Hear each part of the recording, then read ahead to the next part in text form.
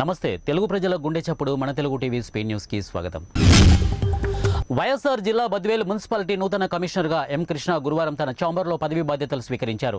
అనంతరం ఆయన మాట్లాడుతూ మున్సిపాలిటీ గ్రేడింగ్ విధానంలో మరింత మెరుగుపరిచే విధంగా కృషి చేస్తామని, ప్రభుత్వ విధి విధానాలతో పాటు పరిశుభ్రతకు ప్రాముఖ్యత ఇస్తామని, రాబోవు వేసవి కాలానికి నీటి ఎద్దడి రాకుండా చర్యలు తీసుకుంటామని, మున్సిపాలిటీ సిబ్బందితో ప్రజలకు ఎటువంటి ఇబ్బంది కలగకుండా చర్యలు తీసుకుంటామని ఆయన అన్నారు. మంచిర్యాల జిల్లా బెల్లంపల్లి కళావేదికలో జాతీయ విపత్తు ప్రతిస్పందన దళం విజయవాడ 10వ బెటాలియన్ ఆధ్వర్యంలో అవగాహన కార్యక్రమం నిర్వహించారు. భూకంపాలు, వరదలు, సుడిగాలులు, కరువు, సునామీలు లాంటి ప్రకృతి విపత్తు సంక్రమించినప్పుడు, అలాగే మానవ విపత్తులైన train accident, fire accident, road accident, దుండగల చేత దాడి జరిగినప్పుడు, ఎల్పీజీ గ్యాస్ లీక్ అయినప్పుడు తీసుకోవాల్సిన జాగ్రత్తలు, ఎవరైనా వ్యక్తి సడన్ గా స్పృహ కోల్పోయి కింద పడిపోతే సిపిఆర్ విధానంతో ప్రాణాన్ని కాపాడే ప్రక్రియను తెలిపారు. ఈ కార్యక్రమంలో RDO Harikrishna, MRO Sudhakar, ACP Sadayya తదితరులు ఈ కార్యక్రమంలో పాల్గొన్నారు. నిర్మల్ జిల్లా కుబీర్ మండల్ మాలేగాం గ్రామంలో మొక్కజొన్న రైతులు భారీగా నష్టపోయారు. సుమారు 200 ఎకరాలలో మొక్కజొన్న సిరి 4456 అను పేరుగల విత్తనాలు విత్తుకున్న రైతులు మొక్కజొన్న కంకి దశకు రాగానే నిలువుగా ఎండిపోవడంతో లబోదిబోమంటున్న రైతన్నలు 6 కాలం కష్టపడి చేతికొచ్చిన పంట కళ్ల ముందే ఎండిపోవడంతో రైతన్నలు పెట్టిన పెట్టుబడులు, చేసిన అప్పులు ఒకటే మాసంలో వచ్చే పంట నిలువుగా ఎండిపోవడంతో చేసిన అప్పులు ఎలా తీర్చాలో తెలియక రైతులు లబోదిబోమంటున్నారు. ఇప్పటికైనా ప్రభుత్వం సర్వే చేయించి కంపెనీపై చర్యలు తీసుకుని నష్టపరిహారం ఇప్పించాలని కోరుతున్నారు. భద్రాద్రి కొత్తగూడెం జిల్లా కొత్తగూడెం సిపిఐ కార్యాలయంలో వామపక్ష పార్టీల అనుబంధ రైతు సంఘాలు కిసాన్ మోర్చా ఆధ్వర్యంలో విలేకరుల సమావేశం నిర్వహించారు.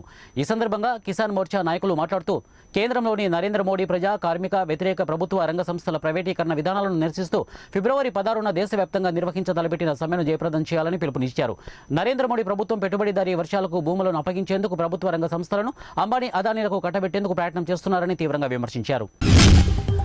పశ్చిమ గోదావరి జిల్లా భీమవరం పట్టణంలో శ్రీ మావుల్లమ్మ అమ్మవారి 60వ జాతర వార్షికోత్సవంలో బుధవారం రాత్రి ఉత్సవాలను తిలకించడానికి వచ్చిన ఉండి మండలం పామలపర్రు గ్రామ వాస్తవ్యులు గంధం జగన్మోహన్ రావు శ్రీ మాధవిల కుమార్తె అన్వితను పక్కన నుంచోబెట్టి షాపింగ్ చేయడంతో తీర్థంలో జనం తాకిడి ఎక్కువగా ఉండడంతో పాప నడుచుకుంటూ వెళ్లి తప్పిపోవడంతో ఆ ప్రాంతంలో విధి నిర్వహణలో ఉన్న 1 టౌన్ ఏఎస్ఐ కోళ్ల శ్రీనివాస్ కంటపడడంతో వెంటనే ఆ పాపను తీసుకుని ఆ ప్రాంతమంతా వారి తల్లిదండ్రుల కోసం అన్వేషించినా ఎవరు కనపడకపోవడంతో శ్రీ మావుల్లమ్మ దేవస్థానం వద్ద ఏర్పాటు చేసిన పోలీసు అవుట్ పోస్ట్ వద్దకు తీసుకువచ్చి మావుల్లమ్మ కళావేదిక వద్ద మైకులు అనౌన్స్మెంట్ చేశారు.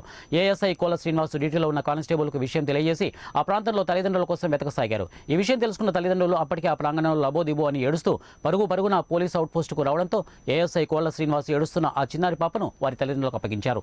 అనంతరం తల్లిదండ్రులకు కౌన్సిలింగ్ అందించారు. ఇంతమంది భారీ జనాల్లో నా కంటపడకపోతే మీరు ఇబ్బంది పడేవారని, పిల్లలను ఎక్కడికైనా తీసుకెళ్తే తగు జాగ్రత్తలు తీసుకోవాలని సూచించారు.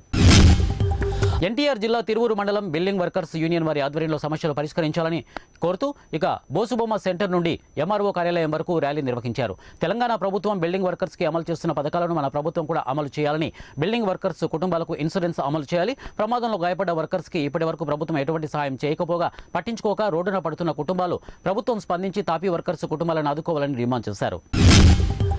నిజాంపట్నం మండల పరిషత్ కార్యాలయంలో బుధవారం ఎంపీడీఓ ఎన్ నాగలక్ష్మి అధ్యక్షతన నిర్వహించిన మండల సర్వసభ్య సమావేశంలో ముఖ్య అతిథిగా ఎంపీపీ మోపిదేవి విజయ నిర్మల, హర్నాథ్ బాబు పాల్గొన్నారు.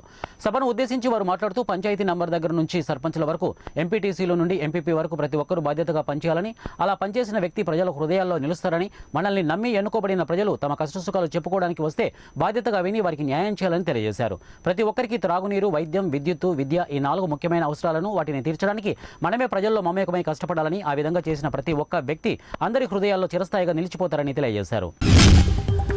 మెగా డిఎస్సీ ఇస్తామని చెప్పి ముఖ్యమంత్రి వైఎస్ జగన్మోహన్ రెడ్డి దగా చేశారని, ఇప్పుడు ఎన్నికలు ఉన్నందున వల్లనే డిఎస్సీ అని చెప్పి మళ్లీ నిరుద్యోగులను మోసం చేస్తున్నారని టీడీపీ ఉత్తరాంధ్ర పట్టభద్రుల ఎమ్మెల్సీ వేపాడ చిరంజీవిరావు విమర్శించారు. ఈ సందర్భంగా గురువారం విశాఖ నగరంలోని టీడీపీ కార్యాలయంలో వేపాడ మీడియాతో మాట్లాడుతూ 2019 సాధారణ ఎన్నికలకు వెళ్లే ముందు రాష్ట్రంలో 2,30,000 ఉద్యోగాలు ఖాళీగా ఉన్నాయని, టచర్ పోస్టులు అయితే 23,000కు పైగా ఖాళీగా ఉన్నాయని అన్నారు. కేవలం 6,100 పోస్టులకు మాత్రమే నోటిఫికేషన్ ఇవ్వడం ఏంటని ప్రశ్నించారు. ఉపాధ్యాయ ఉద్యోగుల్లో అప్రెంటిస్షిప్ తీసుకురావాలని చూస్తున్నారని, భీమిలిలో సిద్ధం సభ చారిత్రక తప్పిదమా అని పేర్కొన్న ఎమ్మెల్సీ వేపాడ చిరంజీవిరావు వైసీపీ ప్రభుత్వం, సీఎం జగన్మోహన్ రెడ్డి పలు ప్రశ్నలు సంధించారు.